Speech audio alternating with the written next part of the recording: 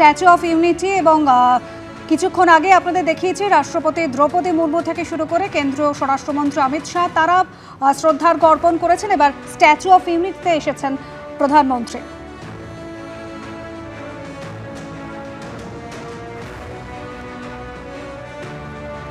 দেশ জুড়ে পালিত হচ্ছে জাতীয় একতা দিবস।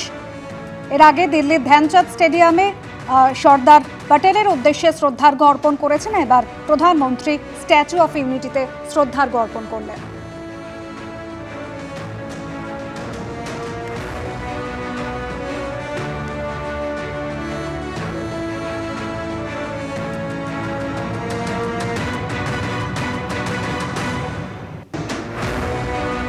স্ট্যাচু অফ ইউনিটিতে শ্রদ্ধার্ঘ্য প্রধানমন্ত্রীর।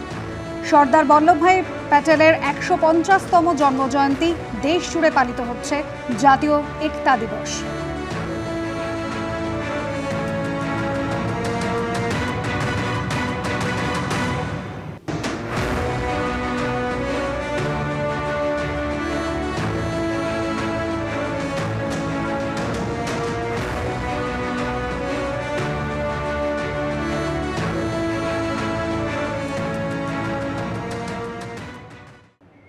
উদ্দেশ্য ছিল গাইড পরিচয় দিয়ে হোটেলে এনে লুটপাট করা।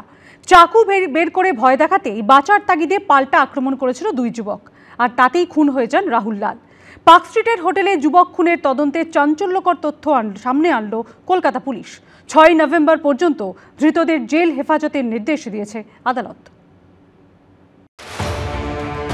বতসা ও ধস্তাধস্তির মধ্যেই গামছা গলায় পেঁচিয়ে শ্বাসরোধ করে খুন, তারপর বক্স খাটে দেহ ঢুকিয়ে ওড়িশায় চম্পট। পার্ক স্ট্রিটের হোটেলে যুবক খুনের কিনারা করল পুলিশ। কিন্তু কেন খুন হলেন ২৫ বছরের রাহুল লাল? ধৃতদের কলকাতায় এনে জেরা করে চাঞ্চল্যকর তথ্য পেয়েছে কলকাতা পুলিশ। লালবাজারের গোয়েন্দাদের দাবি, গাইড পরিচয় দিয়ে ধৃত দুজনের সঙ্গে আলাপ জমান রাহুল লাল। থাকা খাওয়ার ব্যবস্থা করে দেওয়ার কথা বলে শক্তিকান্ত ও সন্তোষ বেহেরাকে হোটেলে নিয়ে যান। বাইরে থেকে খাবার ও মদ আনা হয়। মদ খাওয়ার মধ্যেই ছুরি বের করে তাদের কাছ থেকে লুটপাটের চেষ্টা করেন রাহুল, কিন্তু পাল্টা ওই দুজন বাধা দিতে গেলে খুন হয়ে যান রাহুলই।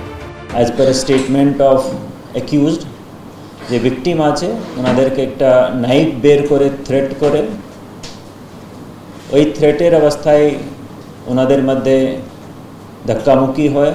ধাক্কামুক্কিতে পরে যে অ্যাকিউজড আছে শক্তিকান্ত বেহরা, উনি একটা গামছা দিয়ে অ্যাকিউজডকে ওভারপাওয়ার করার চেষ্টা করেন। ওটাতেই ইঞ্জুরি হয় আর পরে আনকনশাস হয়ে যায় ওরা। ওই বডিটা বেড বক্সে রেখে যে দোনো অ্যাকিউজড শক্তিকান্ত বেহরা আর সন্তোষ বেহরা ওখান থেকে চেক আউট করেন। চেক আউট করে হাওড়া স্টেশন গিয়ে next day morning means 23rd morning ওনারা ট্রেন ধরেন কটকে চলে যান। ২২ তারিখ খুনের ঘটনাটি ঘটে পার্ক স্ট্রিটের আলবুর্জ ইন্টারন্যাশনাল হোটেলে। পরের দিন হোটেলের ঘরে বক্স খাটের মধ্যে উদ্ধার হয় পিকনিক গার্ডেনের বাসিন্দা বছর ২৫-এর রাহুল লালের দেহ। ঘটনার ৭ দিন পর বুধবার ওড়িশার কটক থেকে গ্রেফতার করা হয় শক্তিকান্ত বেহরা ও সন্তোষ বেহরা নামে দুই অভিযুক্তকে। ধৃতদের জেরা করে পুলিশ জানতে পেরেছে, ব্যবসার জন্য ফুল কিনতে ওড়িশার ঢেঙ্কানল থেকে কলকাতায় আসেন শক্তিকান্ত ও সন্তোষ। কেনাকাটার পর ২২ তারিখ তারা ঘুরতে আসেন ভিক্টোরিয়ায়। বিকেলে সেখানে তাদের সঙ্গে গাইড পরিচয় দিয়ে আলাপ জমান রাহুল। হোটেলে থাকা খাওয়ার ব্যবস্থা করে দেওয়ার কথা বলে নিয়ে যান পার্ক স্ট্রিট। সেখানে লুটপাটের চেষ্টা করার সময় উল্টে তাঁরই মৃত্যু হয়। ২৩ তারিখ সকালে ট্রেন ধরে ওড়িশা পালিয়ে যান সন্তোষ ও শক্তিকান্ত। ধরা পড়েন ২৯ তারিখ। পার্থপ্রতিম ঘোষ, ব্রতদীপ ভট্টাচার্য, এবিপি আনন্দ, কলকাতা।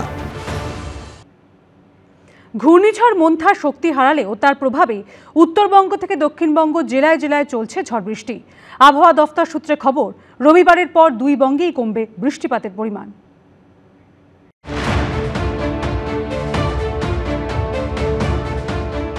মন্থার দাপটে বেসামাল দক্ষিণ ভারত। ঘূর্ণিঝড়ের জেরে অন্ধ্রপ্রদেশে মৃত্যু হয়েছে ৩ জনের। অন্ধ্রপ্রদেশের মুখ্যমন্ত্রী জানিয়েছেন, ঘূর্ণিঝড়ের ফলে অমরাবতীতে ক্ষতিগ্রস্ত হয়েছে প্রায় ৮৭,০০০ হেক্টর জমির ফসল।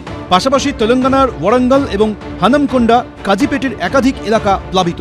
প্রশাসনের তরফ থেকে ড্রোনের মাধ্যমে ত্রাণ সামগ্রী পৌঁছে দেওয়া হচ্ছে দুর্গত এলাকায়। নৌকায় করে মানুষকে নিরাপদে সরিয়ে নেওয়া হচ্ছে। ঘূর্ণিঝড় মন্থা শক্তি হারালেও তার প্রভাবে বাংলায় উত্তরবঙ্গ থেকে দক্ষিণবঙ্গ, জেলায় জেলায় চলছে ঝড় বৃষ্টি। আবহাওয়া দপ্তরের পূর্বাভাস অনুযায়ী শুক্রবার কলকাতা সহ দক্ষিণবঙ্গের সব জেলাতেই হালকা থেকে মাঝারি বৃষ্টিপাত হতে পারে, তবে বীরভূম মুর্শিদাবাদে ভারী বৃষ্টিপাত হওয়ার সম্ভাবনা রয়েছে। পাশাপাশি শনিবার বজ্র বিদ্যুৎ সহ হালকা থেকে মাঝারি বৃষ্টিপাত হতে পারে 2 চব্বিশ পরগনা, পূর্ব মেদিনীপুর এবং নদিয়ায়। দক্ষিণবঙ্গে আজকে এবং কালকে প্রায় সমস্ত জেলাতেই প্রায় সর্বত্রই হালকা থেকে মাঝারি বৃষ্টিপাত হওয়ার সম্ভাবনা রয়েছে। আর ভারী বৃষ্টিপাত সম্ভাবনা রয়েছে, তবে তুলনামূলকভাবে কম। এখানে পুরুলিয়াতে আজকে ভারী বৃষ্টিপাত এক দু জায়গায় হতে পারে। আগামীকাল ভারী বৃষ্টিপাতের সম্ভাবনা বীরভূম মুর্শিদাবাদ জেলায় কিছুটা রয়েছে। আবহাওয়া দপ্তরের পূর্বাভাস অনুযায়ী শুক্রবার উত্তরবঙ্গের সব জেলায় বজ্র বিদ্যুৎ সহ হালকা থেকে মাঝারি বৃষ্টিপাত হওয়ার সম্ভাবনা রয়েছে, তবে দার্জিলিং, কালিম্পং, জলপাইগুড়ি এবং আলিপুরদুয়ারে রয়েছে লাল সতর্কতা। অন্যদিকে কোচবিহার এবং উত্তর দিনাজপুরে কমলা সতর্কতা জারি করা হয়েছে।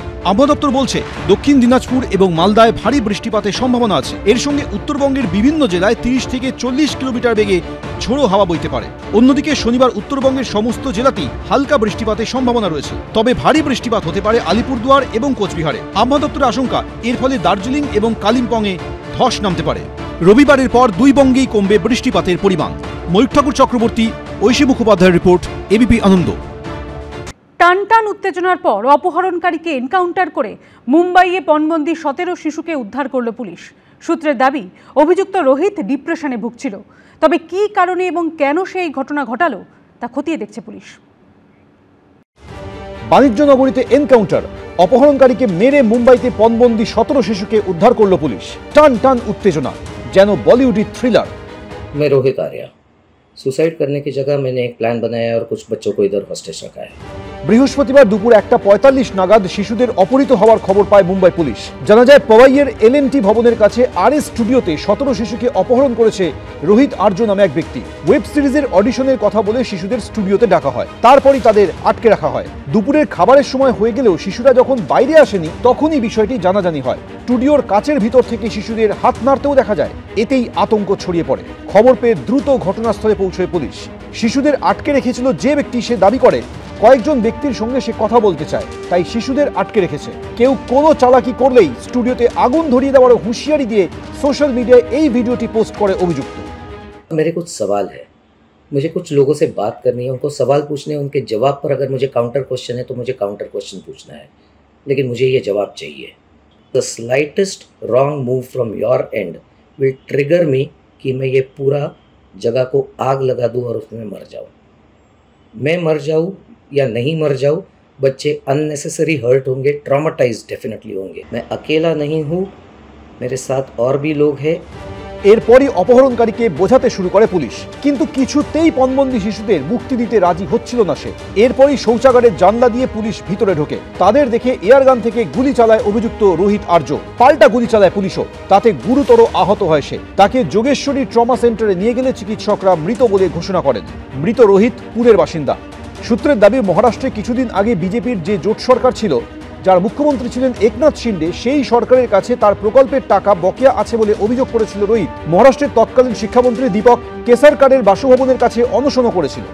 रोहित आर्या पुणे का रहने वाला है और पिछली तत्कालीन सरकार में, यानी जब एकनाथ शिंदे मुख्यमंत्री थे, उस सरकार में उसने शिक्षा विभाग से संबंधित कुछ कार्य किए थे। यानी शिक्षा विभाग जो कि शिवसेना के मंत्री दीपक केसरकर के खाते में आता था, शिक्षा विभाग, उनके लिए उसने कुछ काम किया था और उसकी 2 करोड़ की बकाया राशि थी और ये बकाया राशि उसे नहीं मिली थी, जिसको लेकर वो लंबे समय से लड़ाई लड़ रहा था। পুলিশ সূত্রে দাবি, অভিযুক্ত রোহিত ডিপ্রেশনে ভুগছিল। কী কারণে এবং কেন সে এই কাণ্ড ঘটালো তা খতিয়ে দেখছে পুলিশ। এবিপি আনন্দ।